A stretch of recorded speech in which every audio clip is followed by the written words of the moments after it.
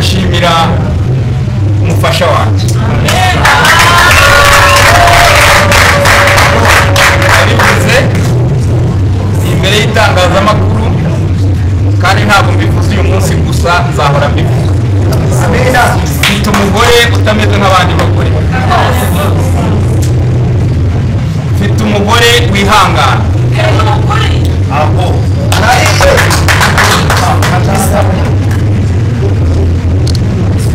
mfite umugore w'intangarugero, washaka uko yabyita kose, ariko uyu mugore wanjye ikintu navuga n'uwa mbere mu bintu byose n'inyangamugayo. Uwo bagirana ikibazo yaba ari budashobotse. Ikintu cya mbere mushimira arihangana,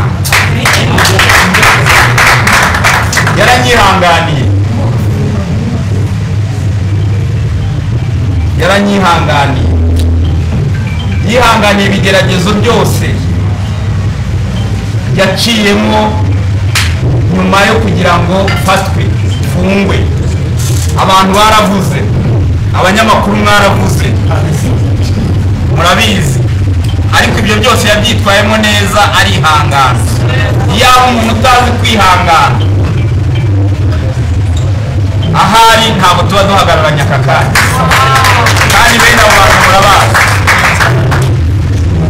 Umugore wanjye arihangana, ubishaka ndabwira abakobwa n'abadamu cyane,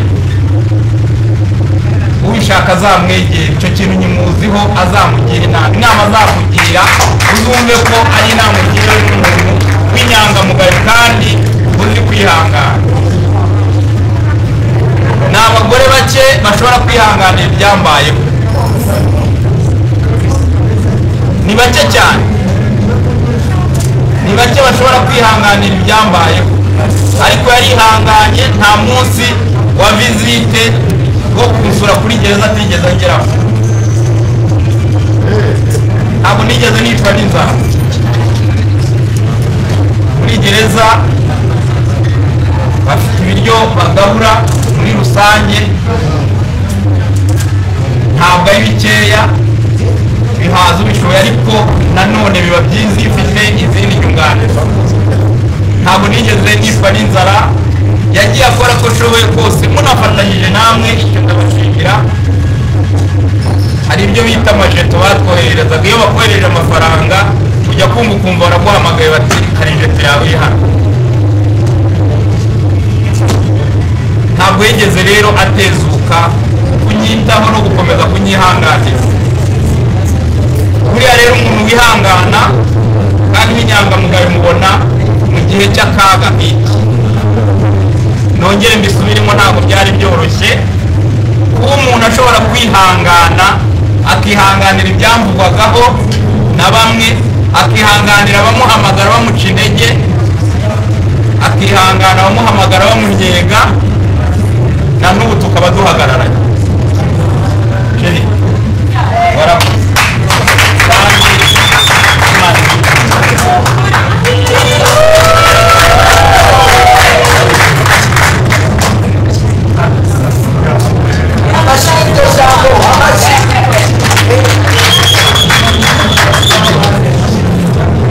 kandi kandi ubunyangamugayo ndabizi, ntabwo igiye kuba muzabukomeze,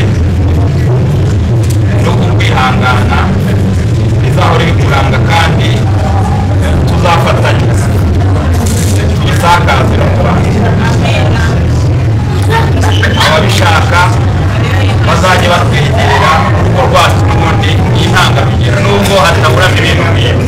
Ibi rero byabaye, byagombaga kubaho. Yewe nuko byakira iyi tariki, uyu munsi twakagombye kuba turi kumwe hano.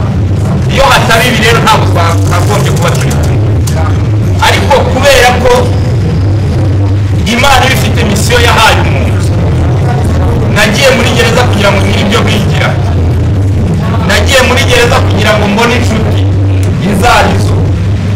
Nagiye muri gereza kugira ngo hanze ahangaha haboneke abantu bazi kwihangana. Nagiye muri gereza kugira ngo haboneke urukundo. Nagiye muri gereza kugira ngo abantu bavuge, abandi bavuge, abandi bavuge, abandi bavuge, n'abandi bakomeze bavuge. Nagiye muri gereza bankeneye.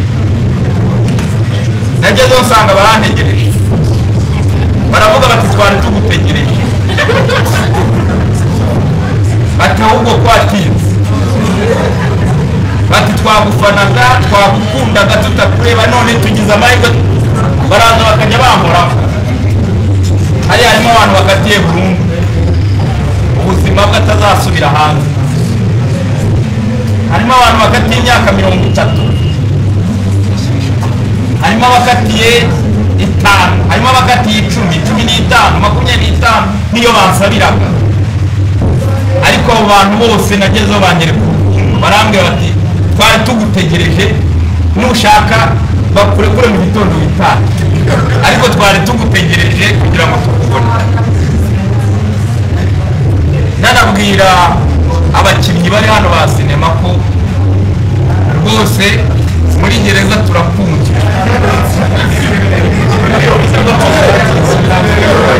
Ntabwo mvuze ngo mujyeyo,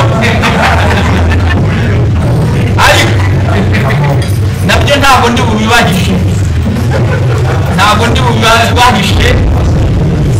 Ubundi gereza ntabwo ari mbi, ahubwo ikibi ni ukuyipingamo. Ariko iyo ugezeyo ubu nababwira ngo impamyabushobozi mvanyeyo nta wundi muntu uyifite, mvanyeyo lisansi. Nabonye byinshi, numvishe byinshi, nabonye byinshi ntari kuzamuka. Bivuga ngo ntabwo nagiye hariya ari uguruka kw'Imana, ahubwo Imana yari bifite muri gahunda. Imana yari bifite muri gahunda, yari ibizi neza ko nzagenda nkamara igihe kingana gutya nkagaruka itariki tukaba twicaranye hano. Imana yari ibizi rero. Misiyo yampaye yari irarangiye, ndagarutse ndakomeza misiyo zayo kandi ntabwo nzayitetereza, nzaba hafi yayo. Ndashimira kandi ubutabera bwacu, ndashimira ubutabera cyane kuko ubutabera burashishoza. Hari abantu ubundi bamwe ariko bake cyane batari kuturusha imbaraga kuko hari Imana, bifuzaga ko ntavamo. Ariko ubutabera burareba, burashishoza, buravuga buti uriya muntu ibyo bavuga ntabwo bifite ishingiro. Ndashimira abasiyesi ishinzwe imfungwa n'abagororwa. Mu by'ukuri nagezeyo ndisanga abacungagereza guhera kuri diregiteri kugeza ku hasi nta kibazo twagiranaga. Nagezeyo nabo baravuga bati turi abafana bawe ntacyo uzabura hano. Nagiye muri ibirori byinshi muri gereza, ngira mwagiye mubibona. Hari abanyamakuru, hari ibyo abanyamakuru babaga barimo, hari ibyo babaga batarimo, ariko mvuyeyo na n'ubu bavuga bati genda warakoze, twabanye neza, witwaye neza. Ntabwo ariko twabikekaga, ariko urakoze.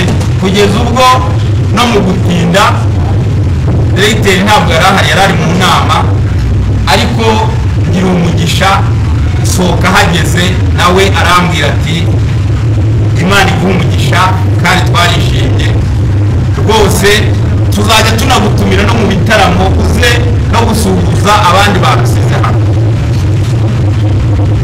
Murabyumva rero, mwabibonye aho twanyuze mu muhanda hose abantu abantu bari bishimye kandi bari bishimiye ngewe. Ndashimira abanyarwanda rero, ndashimira abafana banjye, ndashimira abantu bose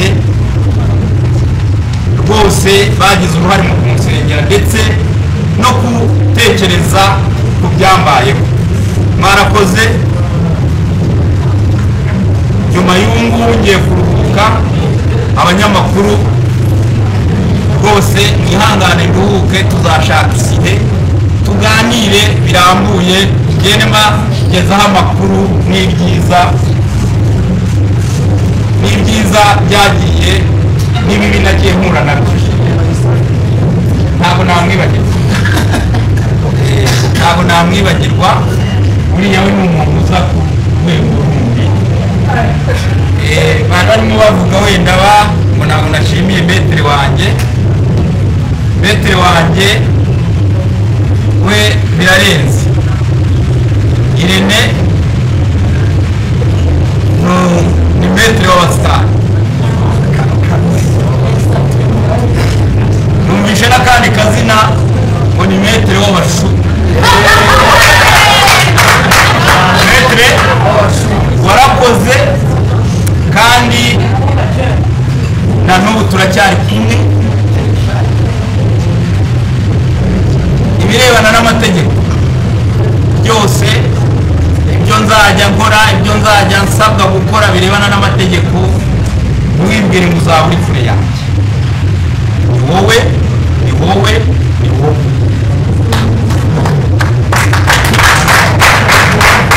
Reka rero tukiriza aha, ndabizi ntabwo nabivuga byose ngo birangize. Icyo nagira ngo mbabwire ni ukubashimira, kandi nshimira n'umuryango wanjye, nshimira n'abantu bangezeho ba Janvier rwose, Jani, Sandra,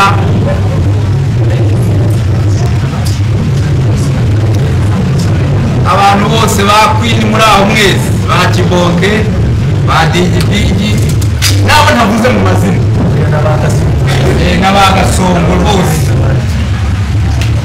Hari igitabo nzandika, ibintu byose nzabishyiramo, bibamenyeshe. Ntabwo waba hariya ngo ureke kwandika igitabo.